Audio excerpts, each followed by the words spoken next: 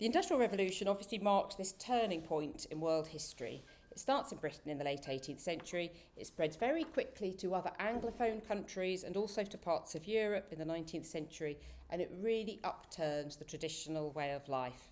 It pushes up incomes, it transforms living standards, it changes the way families operate, work operates, it changes cultures. It's very little surprise that it has had, that the questions of the causes and the consequences of industrialisation have always intrigued scholars and academics.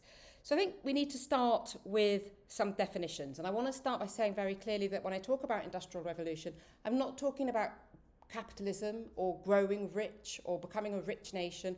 There've always been wealthy nations. There've always been some nations that are much more wealthy and more sophisticated than others.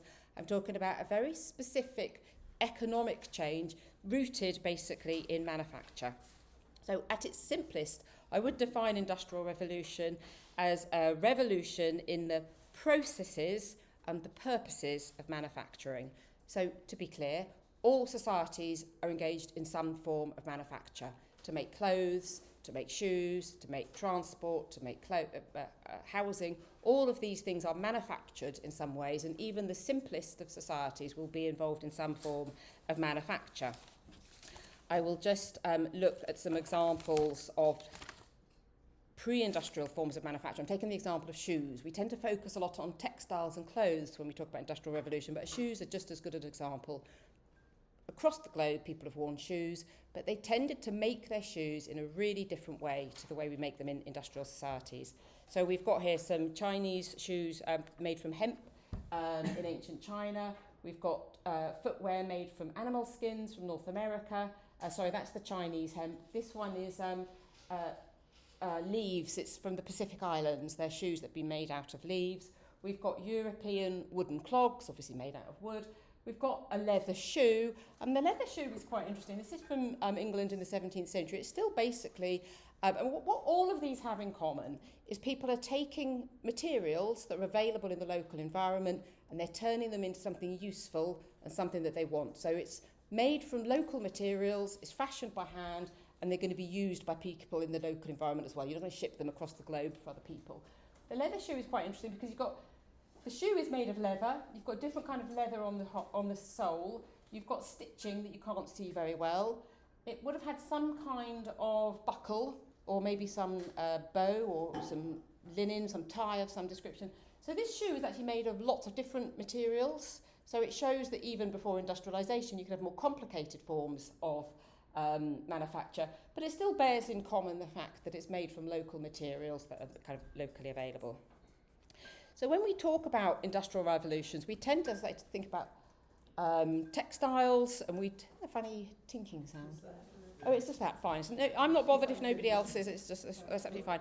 We tend to think about the textiles, and we think a lot about the machinery. And the machinery is definitely a part of the story about what industrialisation is. But another thing that we should really think about is the materials that you're processing. Because if you're going to do manufacturing on this massive scale, you need masses of raw material. And as you can see from these examples of the British cotton industry, this raw material is not being produced locally in Britain. It's very clearly coming from a different part of the globe. It's being harvested by people who are very clearly not English. It's being transported thousands of miles across the ocean before it's being used. So all of these are the things that change with industrialisation. It's really an intensification of manufacturing in multiple respects. You move away from local resources, from simple processing done by hand, for local markets, to distant resources, complex manufactures, and goods being sold on complex, on distant markets rather than on local markets. There's the first point I want to make, which is just to try and kind of provide us with a definition of what I'm talking about with industrialisation. The other introductory point I want to make, and I mean the thing to say really about industrialisation, a lot has been written about industrialisation, so you have to kind of explain quite a lot before you begin. But basically this is a topic that has developed an absolutely massive literature, huge literature, and most of the time, for most of this period, we've been thinking about industrialisation as something that's very much a British history story. And the question has been, what has been so special about Britain? What qualities in its government or its culture or its religion or whatever it is, its legal or financial systems, that made it predisposed to industrialisation? And there's been a massive change since the 1990s with Pomerantz, as you mentioned, with historians looking at other parts of the globe and saying, look, let's take seriously the fact that maybe industrialisation could have happened somewhere else. So Pomerantz was looking at China and pointing out that actually parts of China were very developed and very sophisticated, and he was trying to really force the question, why was it Britain, not China, and trying to make us think that it could have happened in China. So what was the thing about Britain that differentiated it? And there were also scholars at this time saying pointing out similar things about India, that India and Asia generally had been always the centre of the world economy in terms of raw materials and, you know, its textiles, its porcelains, its fabrics. All of these things came from the east rather than from the west. So a lot of the literature in the kind of the 1990s and the early 2000s was all about why Britain as opposed to Asia. More recently, since about the 2010s, we've had a lot of interest in the new history of capitalism, as it calls itself, which is really about what's going on in North America and sort of a new frame of reference. And I'm thinking there particularly of the work of Sven Beckert and his really influential Empire of Cotton, where he argues that economic growth is all about kind of violence, empires, exploitation, guns, slavery. All of this is baked into the modern world. So it's another take on the idea of looking at a different part of the world, and it's certainly a kind of a darker interpretation as to what economic growth really means. It's clearly been really important for us that we have got out of the box of thinking about Britain and we've started to think about what's going on in other parts of the world. But in the kind of the years that have followed these kind of really interesting historical interventions, historians have gone back and looked at the Chinese and the Indian example, and they tend to have found that China is actually a very different kind of country in the 18th century to Britain. Economically, culturally, socially, politically, agriculturally, there's certainly pockets of great sophistication, just as Pomerantz has said, but many historians looking at it say actually in other respects it's nothing like Britain, is a very different nation altogether. And the same has been argued about India, though I think those debates still continue. But I think the consensus now is perhaps some of those similarities have been overplayed.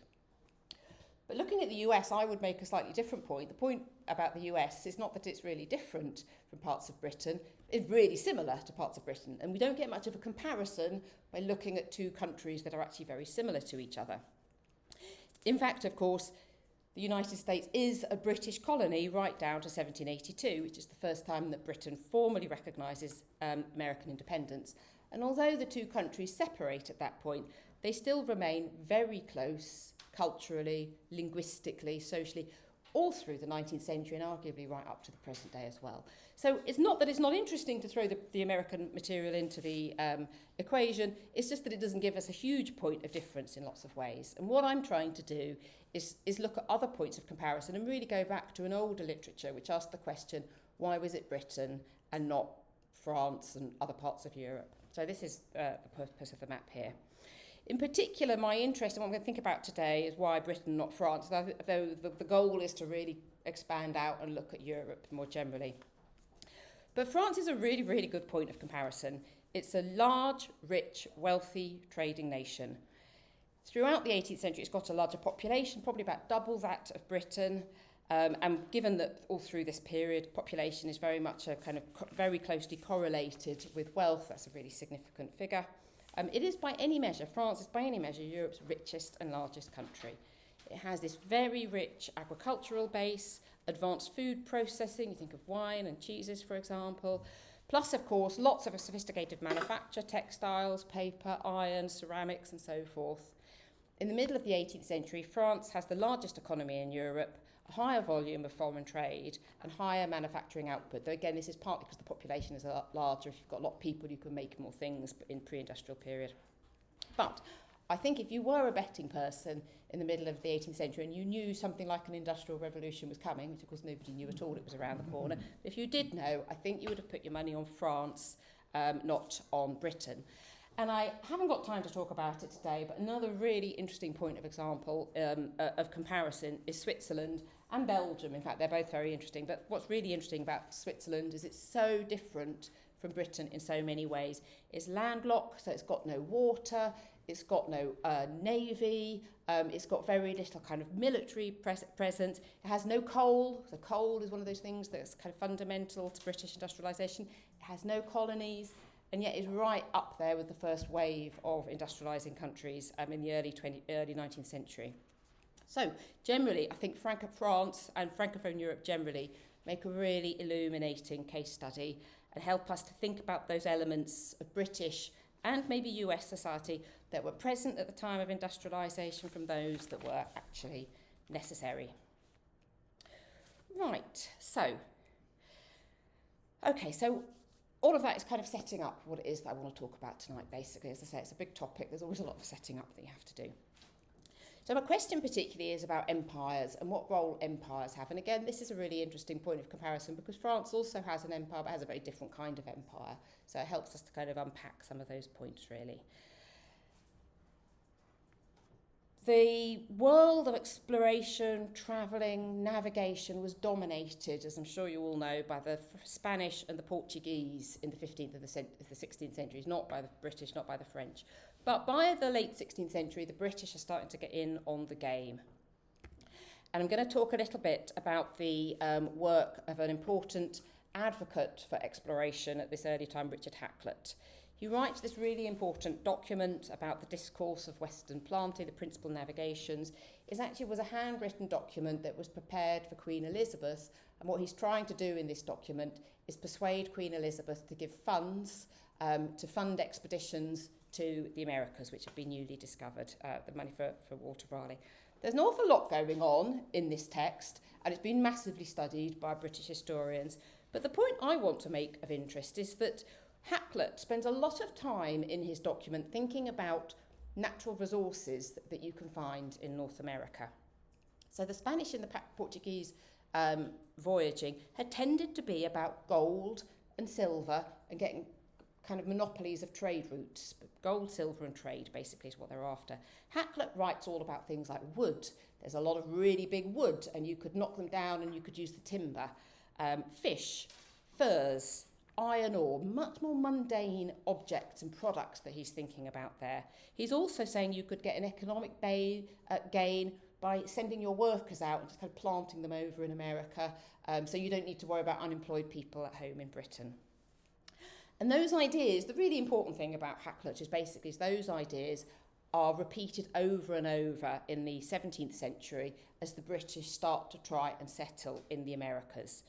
So over and over we find writers talking about the abundance of wood, the oaks, walnut, cedar, ash, fir, fish, comes up over and over again, furs come over and over again.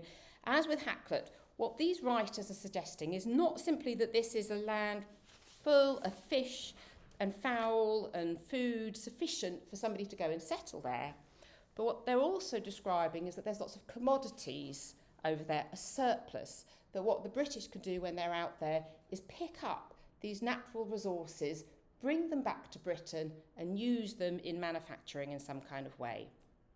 And soon you get suggestions that you could actually plant things whilst you're out there. You could plant crops, you could grow cotton, you could grow sugar, you can grow hemp, you can cultivate the land, and of course you can ship it all back and it's all very useful to you. And some of the things these writers are talking about, and there's a lot of discussion about silk. There's always a lot of discussion about how you're going to cultivate silk, and that's going to be really useful for your silk industry. But there's also a lot of talk about how you might be able to grow hemp, which is what is used to make linen, a much more basic product.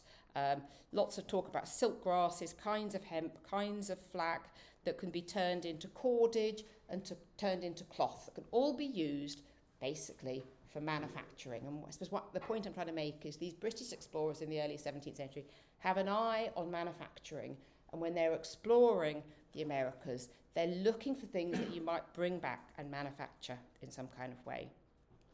A text by Samuel Hartlib ends with a list of 9 commodities which he says the new settlers might use to get and gain wealth with no or with small difficulty. So there's this great promise that you can grow rich, basically. They're like grow rich schemes. A summary of Tobago in the 18th century, he says it would be really tedious to just talk about the land and the flora and the fauna. It would be tedious. And instead, what he's going to talk about is the land markets and the price that land sells for. So these are very commercially oriented books. And what I'm trying to say really is across all of these texts, English writers are formulating a really distinctive vision of asset stripping activities in distant lands. And they're not only saying you could do, that there's lots of material there, they're providing handbooks, kind of an explanation, a guidebook as to how you would actually go about doing the asset stripping. So very focused on a particular form of activity. Very often they're even talking about things that aren't true, that these assets don't actually exist out there, they're not there, but they're trying to make it happen. They're very much books that are trying to get the settlers out there, get them settling, get them growing things and making it happen. There's lots of talk about kind of lemons and aniseeds and things like that. It's just not true. Lemons are just not growing on trees in North America at this time, but they're trying to encourage people to go out with this promise of all the great stuff that's there. So the particularity of what the British are doing really becomes evidence when you compare it with what the French are doing. The French are also joining the game of exploration and navigation in the late 16th century. And like the British, they're hoping they'll find silver and gold. And again, of course, like the British, those hopes are disappointed really quite quickly. You don't find silver and gold in simple, easy ways up in North Canada, which is where they end up, the North America. But like the British, they very quickly turn their attention away from the promise of gold and silver mines and think about other things. And I use the example of Samuel de Champlain, who's a French explorer and navigator. Of course, just like Hakluyt, he's no more representative of French thought at this moment, but he's a nice starting point. He's an early writer, and I think he encaptures some of the French spirit and approach. So when he travels out to North America, and actually Hakluyt never goes to North America, so when he's talking about all the wonderful things that are there, it really is fiction because he has never gone.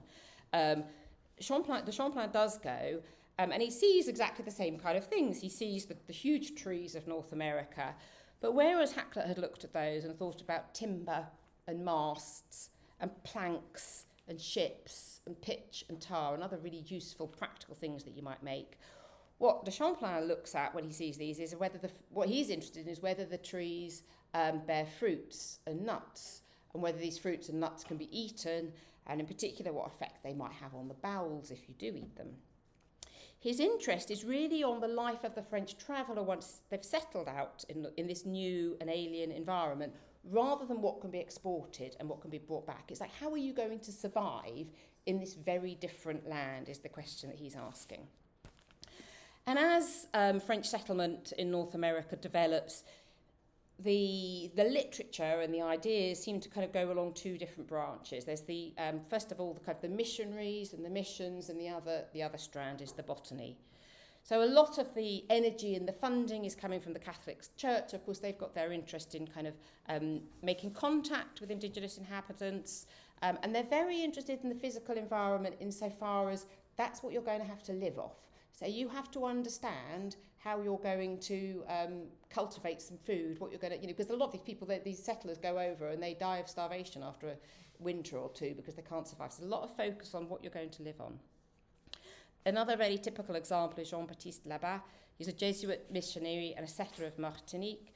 And he spent a lot of time describing the soil, the trees, the plants, and the fruits of the islands with a view to trying to help somebody understand what it is they're going to live off when they're there.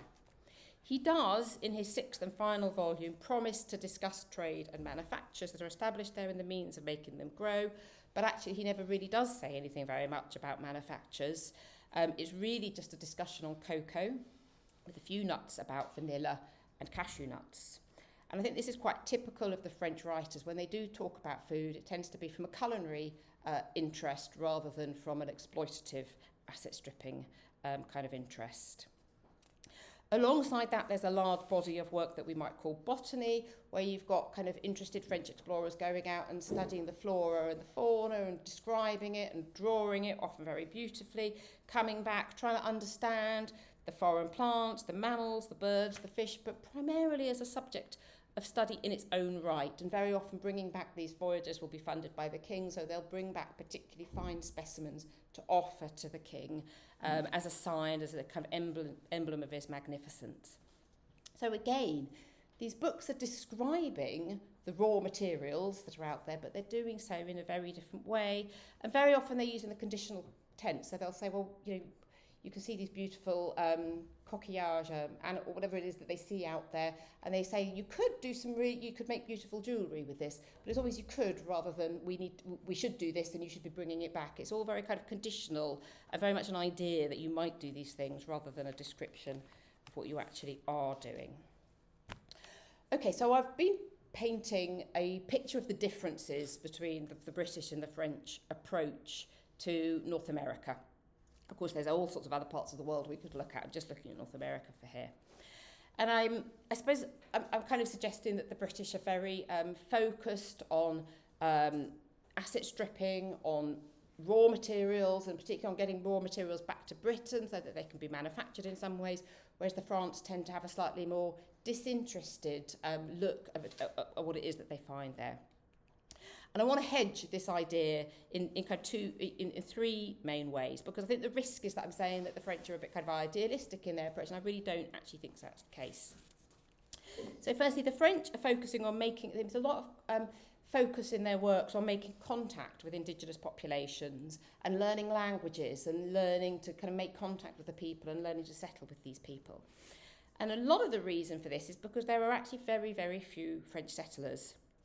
The population of British North America by the 1760s stood at 2 million, and in French Canadian population, by contrast, stood at a mere 70,000. That's a couple of decades later in the 1780s.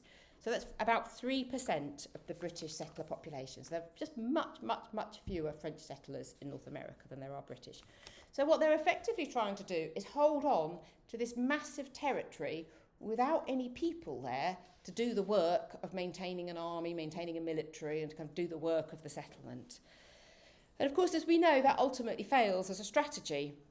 New France had been this huge territory. You can see it here marked in green. The bits in red were ceded to Britain in 1714, and much of the rest is ceded to a combination of Britain and Spain at the conclusion of the 7 Years' War in 1763, and subsequently absorbed into Canada and then into the United States as well. So these attempts to try and govern a massive territory by making contact with the people and learning their languages doesn't really work. But I think we can view it as a form of control and as a form of coercion, rather similar to the British actually putting their people out in North America. It's just one that in the long term didn't work awfully well. The other point I would make is about trying to suggest that botany is disinterested in some kind of way. And I kind of echo points that other historians have made here, but I think it's quite legitimate to see botany as an exercise of imperial power. The line between what is pure research into natural materials, natural resources, and economic exploitation is really a very fine line indeed. So in the pre-modern world, before we have industrial revolutions, natural resources are the basis of all forms of manufacture. Your clothes, your shoes, your buildings, almost all of it is made out of natural resources in some kind of way. You've got no modern chemistry that's just making products for us. So exotic plants and shells and wildlife, you could offer them to the king as a gift, but you might also use them for economic purposes, medicinal, culinary or other manufacturing purposes. Foreign curiosities can be brought back and processed into luxury goods and monetised. They can be exploited to get and gain wealth in much the same way as the British are doing with their more mundane things, their flag, their hemp and so forth. But thirdly, and perhaps most importantly, for the French, and I'd say the same for the Britain as well, and I've mentioned this already, but particularly I think for the French, there's a really big gap between the written word, what they're saying in these documents, and what the French are actually really doing when they're overseas. So French writers spend almost no time thinking about asset stripping, making money. They don't describe to the reader how you can grow rich by going off abroad and doing whatever it is you're going to do in North America. But the French are doing that, and they're doing that quite effectively. They've got monopoly holding merchant companies with traditional mercantile goals, trading in fur and fish and other commodities, just as the British have. So Jean-Baptiste Labat, who I've already mentioned, he didn't have anything much to say about the Caribbean economy. He settled in the Caribbean, I should specify, beyond these few references to cocoa, vanilla and cashew nuts. But Labat was, in fact, an engineer in Martinique. He'd been appointed by the French government. He was the owner of a large sugar estate and the owner of several slaves.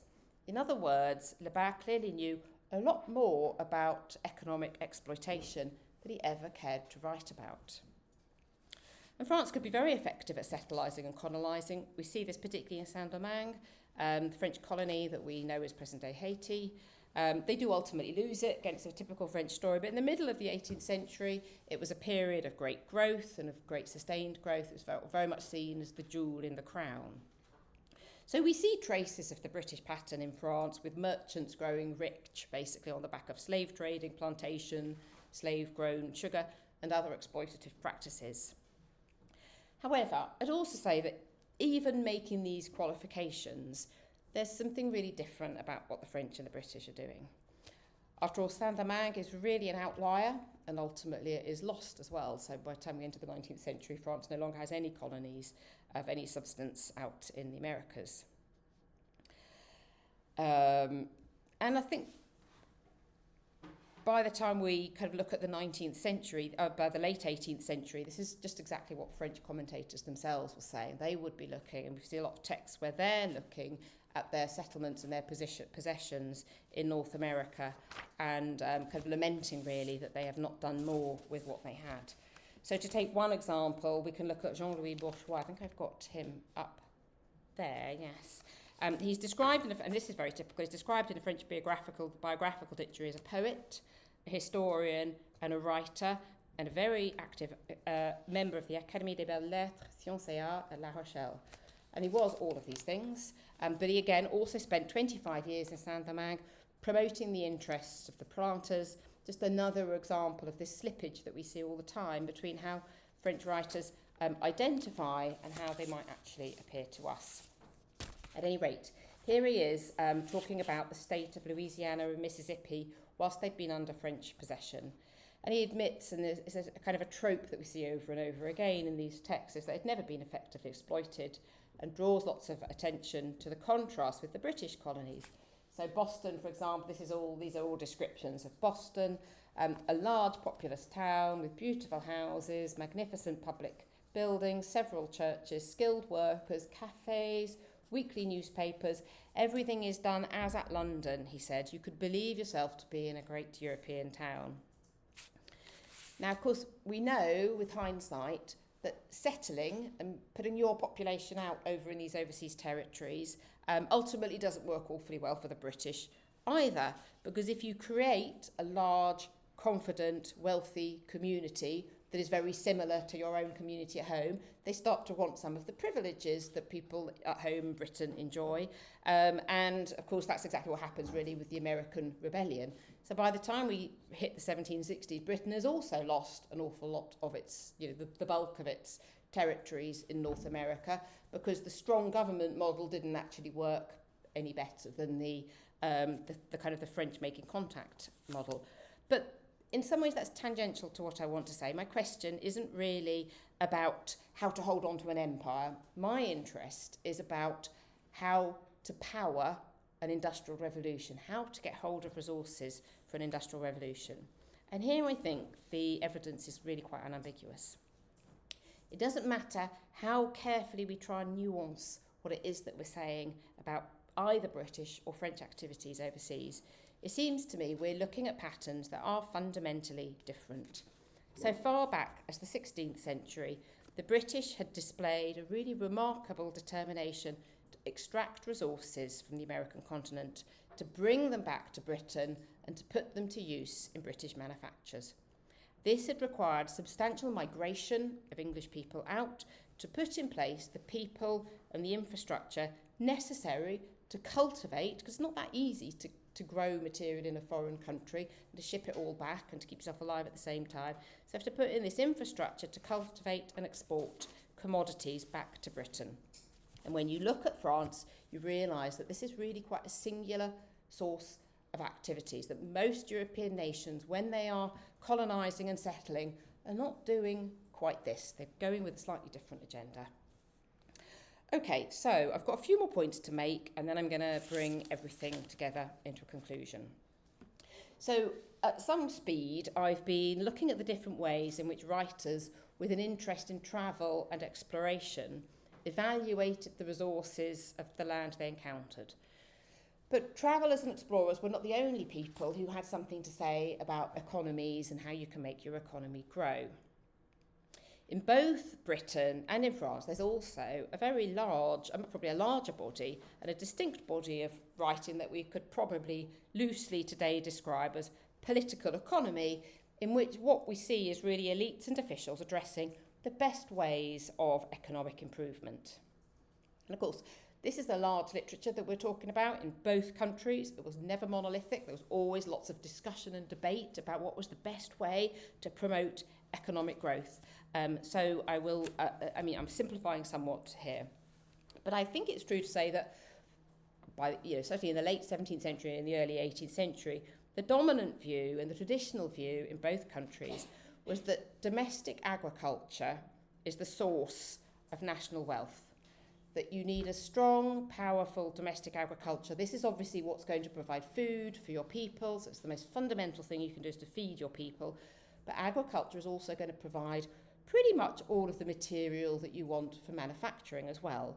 The flax that you're going to turn into linen clothes, the wood that you're going to turn into your houses and into your carts, the animal hides that you'll be using for your shoes, the grapes you'll be turning into wine. Everything that you're going to manufacture out of some product of agriculture. So you get this double win. You feed your people, plus you feed your economy. In the words of Richard Cantillon, he's actually Irish, but he settles in France. La terre est la source et la matière d'où l'on tient la richesse. So there's always this sense that the earth is where you derive wealth from. And he wrote that in the 1730s. Now, there we are, there he is. Now, at the same time as you've got many European writers emphasising how you need to support, and that's why so much of kind of economic policy is about supporting agriculture, because this is viewed as the most kind of the fundamental thing to your economy. At the same time, in Britain, by about the middle of the 18th century, you're starting to get lots of discussion about the fact that actually you'll never really get enough from your domestic agriculture, and you need to go outside, you need to go elsewhere if you want to grow rich. So Malachy Postlethwaite here writes this very influential Universal Dictionary of Trade and Commerce, and he's talking here, this quote at the bottom, he's talking here about what you're going to, what the purpose of your colonies. You want to use them to raise everything for traffic. We mean such materials for British manufacturers, using agriculture, husbandry or planting in every respect. So you settle out in North America, you use agriculture, husbandry, planting, you do whatever it is that you need to do to raise things that you can then export. For British, traffic is meaning export, you export things and they'll be used for British manufacture. So it's quite another idea really that's being used there. And we also start to find in the kind of second half of the 18th century that British writers on political economy, they'll always pay lip service to the idea that the earth is the source, the soil is the source of wealth. But then they'll also go on and say, yeah, but realistically, of course, we know in a small country like Britain, you'd never really get enough out of your soil. So Thomas Mortimer, for example, writing in the 1770s, he repeats that ideally you work with materials that you grow domestically. Obviously, your own farmers grow rich and your own people grow rich if you're using your own resources. But he also makes, it's a very important point across the board, that if you're dependent on some other country's raw materials and you end up at war, or that country ends up at war with somebody else, your supply is broken. So you've got a much more secure supply if you grow it domestically. But then he says, continue, and I'm quoting, it is well known that the small extent of the British Isles could never produce a sufficient quantity of raw silk, hemp, flax, iron, naval stores, and etc. for her consumption. And of course, it's just taken for granted that the American colonies are going to make good this deficiency. Now, I should also add that by the time we hit the second half of the 18th century, you've also got some French writers that are coming around to this view and also starting to suggest that you could exploit agricultural resources from other parts of the world and you could feed them into your manufacture. So that view is not entirely absent. I find, for example, Jacques Acarias de Sérion writing in the Journal de Commerce in 1762, really interesting timing. This is just before France loses its remaining North American territories. But he's basically making exactly the same point as the British have been making for many, many decades by now, saying that you know, this land is just an inexhaustible well, he describes it, of raw materials. And if the French could only get those raw materials back to France, what amazing wealth they would be able to derive from them. But as I say, 1762, this is not realistic because France is about to lose Mississippi. And I mean, I think it's also true to say he's really he's clearly out of step with the realities of the French presence in North America, but he's out of step really with French thought. And most writers in the second half of the 18th century are talking about as not the great, wonderful riches that you can get from abroad. There's a lot of discussion about sheep. And as just to repeat here, François Quenet, la terre est l'unique source des richesses. That's a real kind of paraphrase of what Cantillon was saying about 20 years earlier. And it really dominates French thought all through the second half of the 18th century. That you need to work on domestic agriculture, and the sheep are a particularly fine example. You feed them, so they're the gift that gives twice over. You can use the sheep to feed your population, and of course you get a raw material for your wool industry as well. So it's a really good example, I think, is why there's so much focus on the sheep. Okay, so now I'm going to start thinking about wrapping up. And I'm going to do that by looking at just one more French writer on the way out that I think is really interesting. And that's Jean-François de Tolleson, and this particular book he's writing here. Jean-François de Tolleson is a state official. He ran the Bureau de Commerce between 1787 and 1791, and he publishes this treatise on the commerce of France and her colonies in 1789. Again, an interesting year. Now, of course, by now there's this familiar theme that you see so often in French writing, that France had once had this very extensive overseas possessions in North America, that we had never developed them properly, and they've all now been lost. So there's this lament that we see over and over. He does speak a bit more positively about the West Indies plantations, which the French are still holding on to. And there's clearly the sense that more could be done, but he's certainly very interested in what more you could do in order to develop them. But most of what de Tolleson has to say about the colonies, or in some ways I think the most interesting thing he has to say is how he views this as fitting into the broader French economy. So as a good French functionary, de Tolleson tries to count up the different segments of the economy and the amount they contributed to national wealth. So we have this interesting little table in his book for objects of agriculture. You've got that really large figure, then industry, much smaller, and the product from our colonies, much smaller again. So I just put these numbers into this little pie chart over there. This is agriculture in Tolleson's view. This is industry, and that's colonies. So he doesn't see you could do more with the colonies, but he clearly sees it as something that's quite small. Manufacturing, he thinks, is much less important than agriculture. Agriculture, he thinks, is much the most important thing. But the really interesting thing about de Tolleson and about these numbers is the data he provides for them. And he's got lots and lots of tables at the back of the book, so it's not awfully clear what you're looking at. But basically what he's suggesting here is that you should start measuring everything, how many sheep you've got and what kind of sheep you've got and how large they are and what you sell them for. But as you can see, he hasn't actually got any numbers as yet. So when de Tolleson provides us with numbers like that, they're not numbers that are really based in numbers that are out there in the world. What he's trying is really what he thinks. He's basically repeating what it is he thinks about the economy. And what he's saying about the economy is that basically agriculture is the really important thing, manufacturing is quite important, and colonies are not so important. And it really is really quite a divergence has opened up by now with the British view. Of course, what does start to happen in the 19th century, the French state does start to gather all of these figures, and you can start to kind of draw real pie charts, that this is really just a made-up pie chart at the moment, is what I'm saying. Okay, so that brings me to my conclusion. So my question has been about what makes the Industrial Revolution? Why is it that at some point in the late 18th century, Britain starts to really pull away from the rest of Europe, and most other parts of the globe as well? It starts to kind of modernise, industrialise, you get the growth of the factories, the big cities. Why does that change happen at this particular time in Britain and not in any other part of Europe instead? As I've been saying, at heart, it's about a revolution in manufacturing, about how goods are made. It's partly about processing, so of course you need the technology. Mountains have been written about technology, but you also need lots more raw material, and these are the things that we need to explain. Why the technology, but also how did Britain have all of this raw material that it needed in order to industrialise? So what I've been thinking about tonight, I haven't talked about technology at all, just thinking about the raw materials part of the problem. And I suppose what I want to do is really stress the deep roots of change and to dismiss the idea that there's some kind of luck or contingency in this. So Pomerantz's argument was all kind of Britain was a bit lucky because it had lots of coal and it had its colonies.